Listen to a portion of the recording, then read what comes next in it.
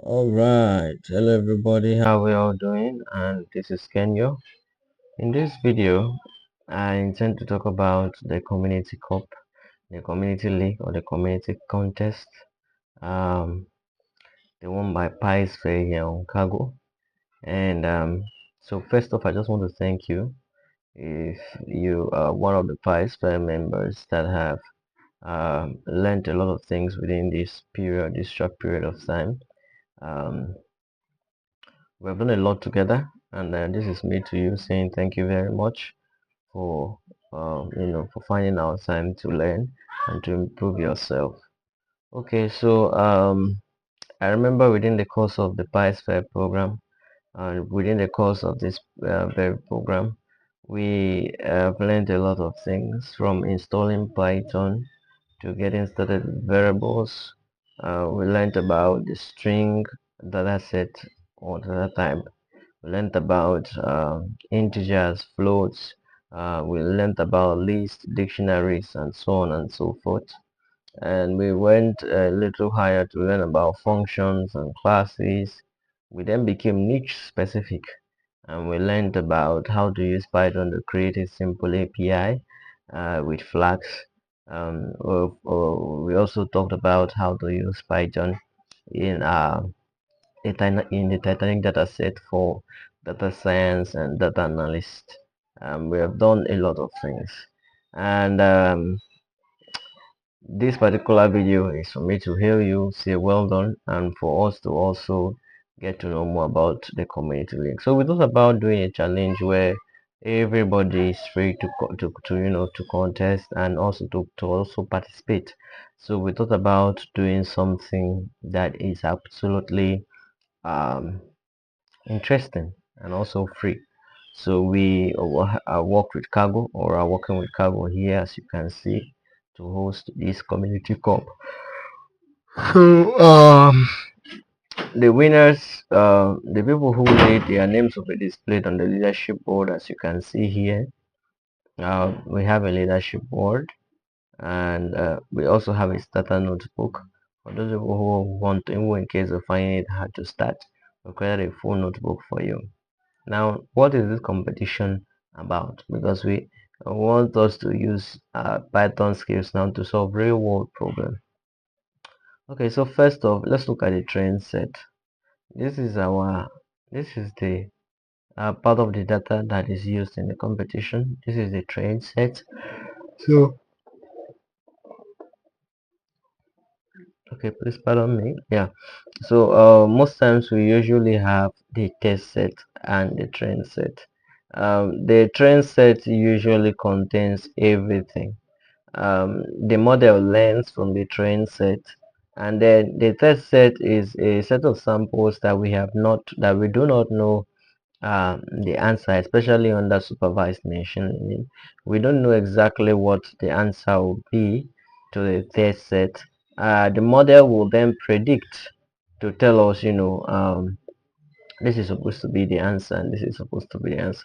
So what exactly is the problem you're trying to solve now? Now let me break everything down for us. So this is some set of reviews, right? So I assume some people watch some movies and they drop their reviews. These are all the reviews, right? And the reviews have unique IDs. And here are the sentiments. Now, the sentiment tells us if the review is a good one or a bad review. So if it's a good review, it's a positive one. So sentiment will be equal to 1. If it's a bad review, sentiment will be equal to 0. So for instance, now if I say this movie is a great masterpiece, I highly recommend it, the sentiment is a good one because that's a good thing. Now, if I say something like the characters were left flat and uninteresting, awful visuals and horrible sound effects, it means I really don't like that. So you can see that the sentiment is 0. So this sort of sentences tell us if what the person speaking intends is positive or negative, as the case may be. So our goal in this contest is to create a simple machine learning program or model. If I say model, I'm talking of a simple machine learning program that can take in a review and actually tell us if the sentiment is a good one or a bad one. So the very first thing that will happen is that model, that machine learning program will need to learn. Now it will learn from the train set. It will learn from the train set and see things that sound and look nice and that have good sentiments and those things that have negative sentiments. Now, please pardon me. Yeah. So afterwards, after it's done learning, it will then give the review. It will then predict if a particular sentence should have fall under the area of positive or negative sentiments. Now, if we have I mentioned any problem that is categorical and it only involves two options. Like we see in this case, the sentiment is either positive or negative. We call it a binary classification problem.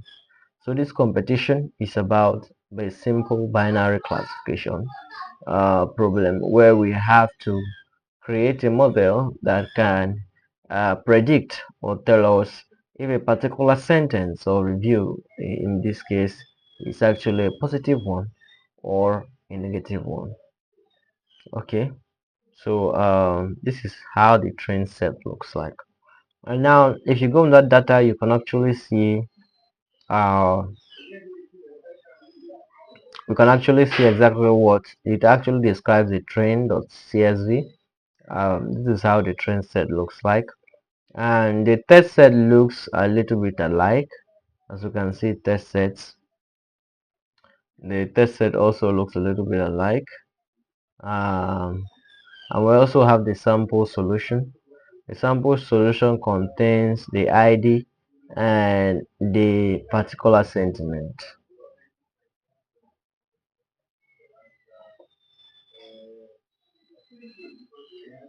This is how the sample summation looks like, the unique ID and the sentiment. So in the test set, we have some set of IDs, right? And we have their review. Now, from that particular set of review, you can also predict, your model can predict if it is positive or negative, as the case may be.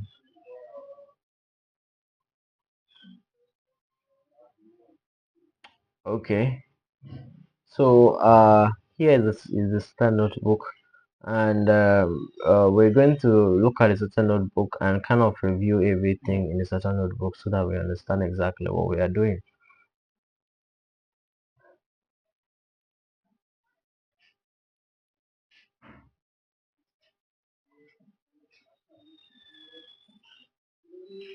Okay, so this is a certain notebook. So the very first thing we did in this notebook is we added the necessary modules or libraries we're using for this project, and the very first one we included was pandas or is pandas. Pandas is a module that is used to manage different data sets. It's used to manage different formats of data sets. So as a data scientist, some days you may be given some work in Excel file with Excel files.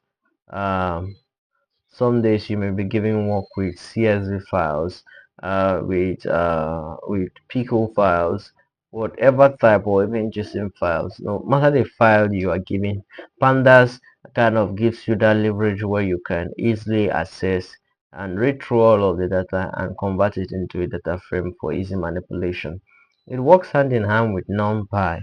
NumPy helps us with the mathematical operations. Pandas focuses more on data formatting and making sure that all of the data that we need is properly arranged in a data frame, while NumPy helps us to manipulate this data.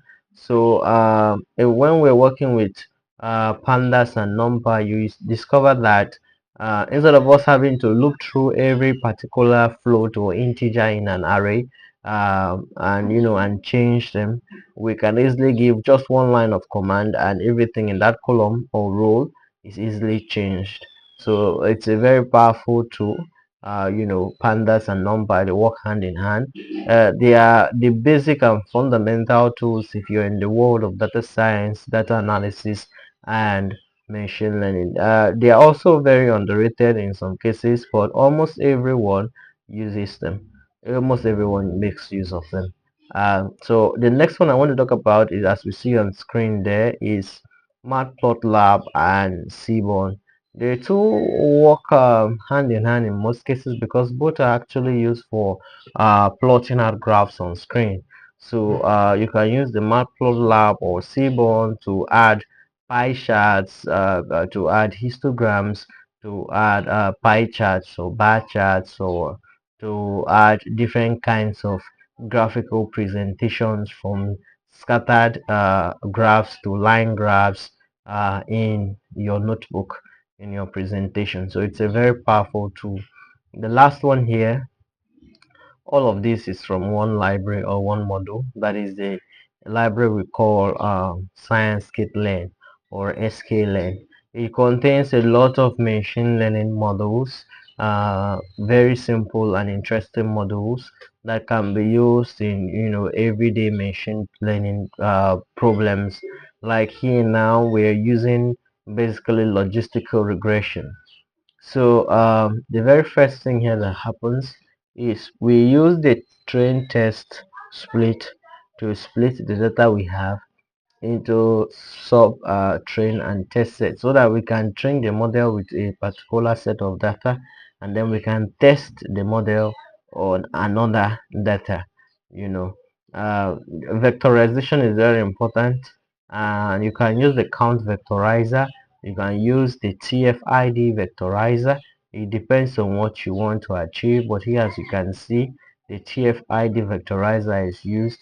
This system of vectorizing data also helps most of these machine learning models, because some of them are built to function and work with numerical data, with mathematical data.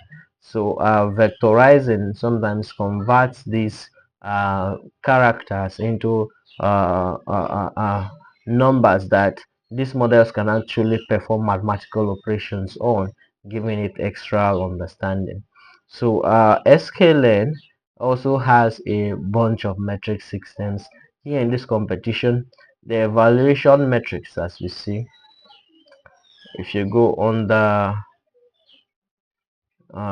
evaluation metrics here, as you see, is accuracy.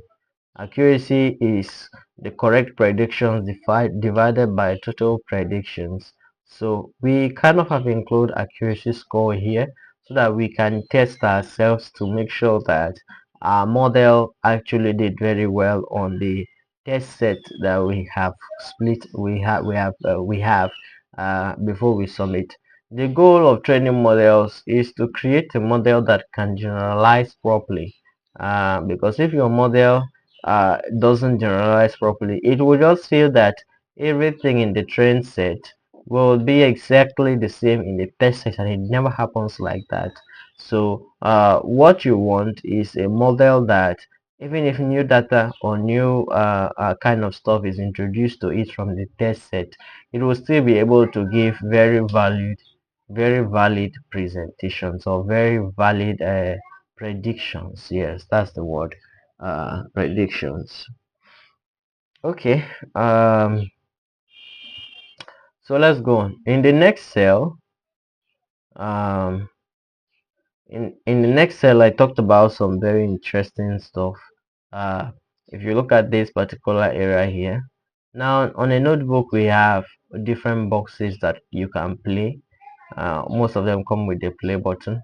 Those are called code cells. There are two types of cells: the code cell and the markdown cells. When we include a markdown cell, we can add explanation to that cell. So if I have a markdown a cell somewhere here, I will not be speaking all of this grammar. I mean, I will not be saying too much. You will just be able to read and understand what that particular what that particular cell does. So it helps you also break down your code into different sections.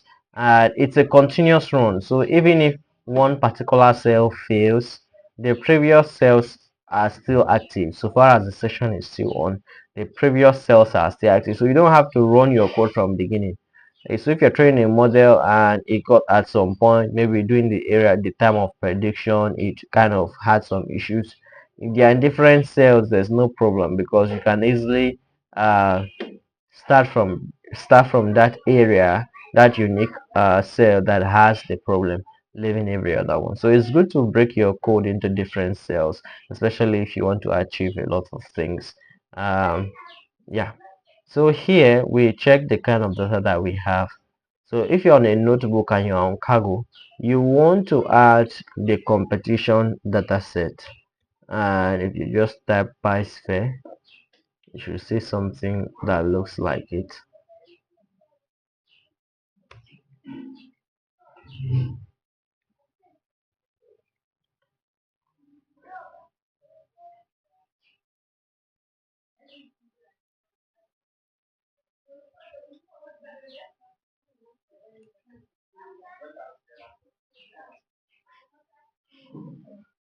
Okay, we're having a little downtime here. Okay, so let's just leave this alone while okay, it's here now. So as you can see, this is a community contest and it's PySphere Movie Review Sentiment. You add this to your project. In my case, you have already added it, so clicking here will mean removing it. If you have successfully added it, you should see something like this. So if you copy this part, right? You copy the part and you paste the part here, you can see it's the same thing. So I'm just going to paste it here so you observe that it's the same thing. um you see, so I've dropped it right there. So with this is a trend set, the one we're going to use to train our model. The test set is the one that our model is going to attempt to predict. The sample summation is how we are supposed to make our summation. So when we run this, we have this. This shows us that there are three columns here, both in the train and test set, and yeah, both in the train and test set, and we have about 1,600 on the train. Yeah, on the train set. So we're going to just explore this data. This line of code prints out the very first five items, the head of this particular stuff. So you can see it prints out the head here, and you get to understand how how it works.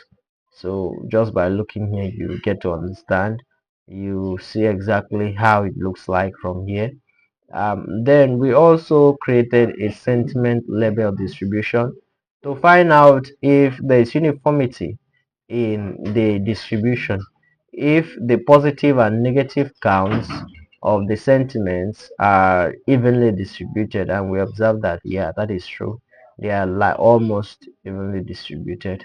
um, so what we did here all is to clean the data. So it's very important that when you get data that you clean it properly, right? When we say clean, we mean passing it through a function to kind of remove things that are unnecessary.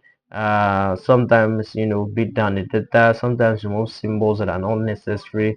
Sometimes remove things that they escape things that are likely going to cause errors and so on and so forth.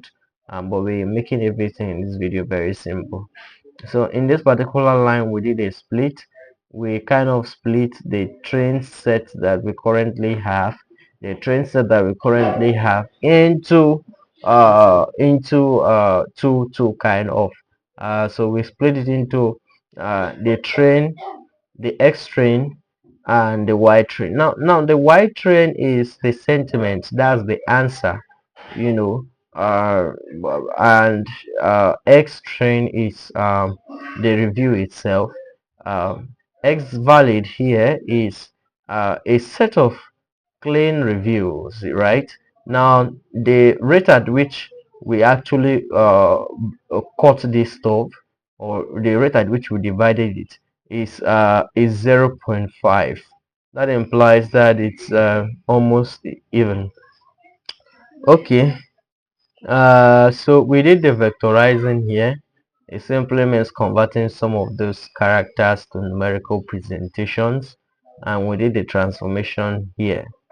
And afterwards we loaded the data that we need, especially the X train and the Y train. The Y train is the sentiment, that's the answer, so we really do not need to do much. It is already numerical data, that's 0 and 1. It is either 0 or 1 for every row, and that makes sense.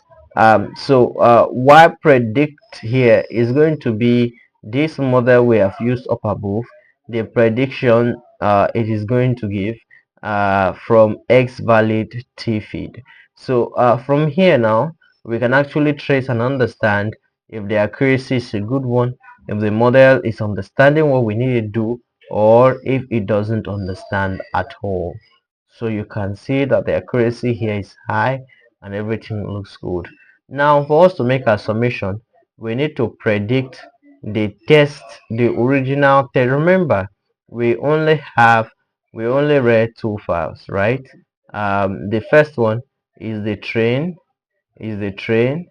and the test. So what we did to the train was, at this point right here, we performed cleaning. So we added another column here to the train and the test, containing a clean review, after cleaning up the test. And then we took that clean review and we did split it into two different areas, that is the X train and the X valid. Now the X train and the Y train here actually are the same rule. The Y train would contain the train sentiments, that's 0 or 1, 0 or 1, 0 or 1, depending on what X train is. Same with this. So X valid and Y valid are actually the same thing, are actually the same rule. So Y valid will contain 0 or 1, that is the original sentiment, and X valid will contain the clean review, and then we can use that to, so going forward, we understand that the clean review is still text. There are still some bunch of characters. So for it to work properly, it's necessary that we vectorize it, especially given the fact that we're not using uh, large language models, or we're not doing this in deep learning, we're just using natural machine learning. It's proper that we also vectorize this, so that our model can understand. So we have used the TF-ID vectorizer, and we cannot put everything in it, and then we use this X string to fit, and we transform X string and X valid, right? And we also transform the test side of things. So when we are done with all of this, we then bring in the model. Here we brought in logistical regression. There are a lot of models you can try. Apart from logistical regression, you can try things like SVM, you can try KNN, you can try XGB, you can try CGB. In fact, most of the decision trees do a very good one, including stuff like random forest. You can also try that. Then the model.fit here helps us fit in the train set. Now the train set here, as I've explained before now, is a correct set of data that you know, right, that you want the model to understand. So we are going to fit that in, and after some time the model trains itself and it creates those two distinct categories, and afterwards we can begin to predict. We can predict using the X valid train, for us to find out if the accuracy here would be a good one, or if the model is doing something out of the box. So at this point we discover that, okay, it looks good, it feels good, uh, the model is doing the right thing.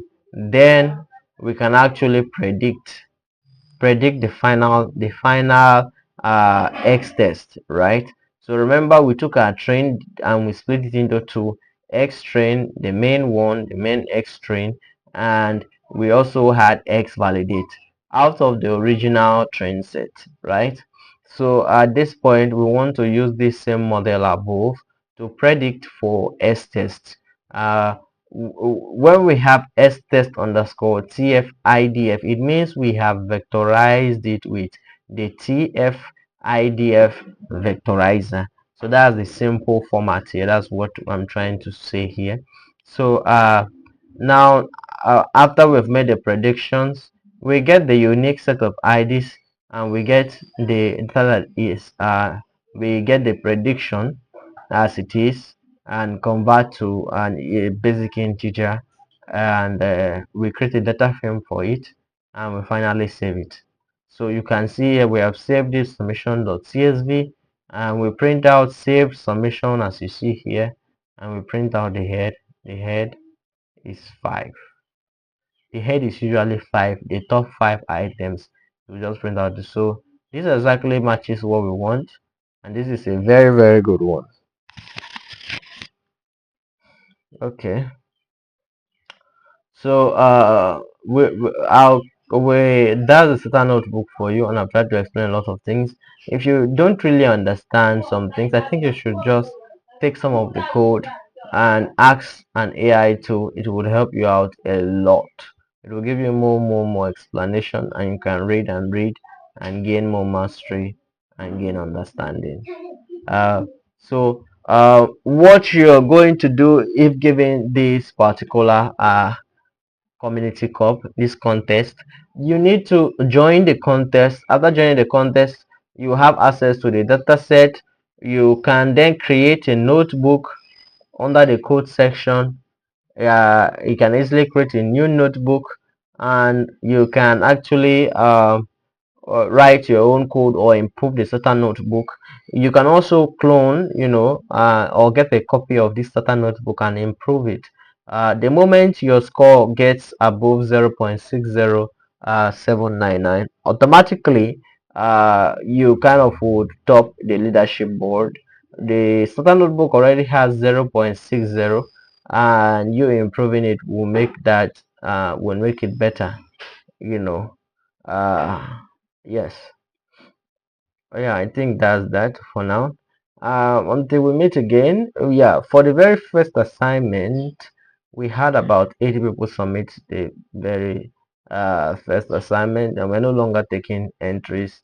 And that will mean all of you, the 80 people, would be certified with basic Python. But the people who actually participate in these contests and make a submission, and at least make a reasonable solution, and their names come out in the leadership board, will be given a niche specific Python certification. Yeah, so that is it, and it's a cool one, it's a good one, and I wish you all the best. Yeah, I see you next time. This is like one of the last videos I'll be making. Not sure I'll be making another set of videos. If there's anything left right now, we'll do some meets, and we'll continue to compete here on Cargo till we see the people that will top up this leadership board and take this cup back home. So yeah. All right. So thank you very much. Till meet again. I'm Kenyo.